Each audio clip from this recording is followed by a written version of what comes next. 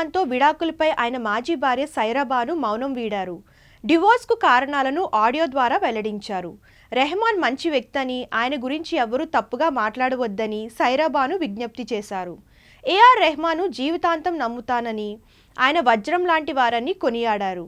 తమ విడాకులకు అనారోగ్య సమస్యలే కారణమని స్పష్టం చేశారు. అనారోగ్య సమస్యలతోనే చెన్నై నుండి ముంబైకి మకం మార్చాల్సి వచ్చిందని, ముంబైలో చికిత్స కొనసాగుతుందని చెప్పారు. కొద్ది రోజుల పాటు చెన్నైని విడిచిపెట్టడానికి హెల్త్ ప్రాబ్లమ్సే కారణమన్నారు. బిజీ షెడ్యూల్లో ఉండే రెహమాన్కు, ఆయన ఫ్యామిలీకి ఎలాంటి ఇబ్బందులు కలగకూడదనే విడాకులు తీసుకోవాల్సి వచ్చిందని తెలిపారు. దయచేసి అసత్య ప్రచారాలు చేయవద్దని యూట్యూబర్స్కు, సోషల్ మీడియా ప్లాట్ఫామ్స్కు విజ్ఞప్తి చేశారు సైరా బాను.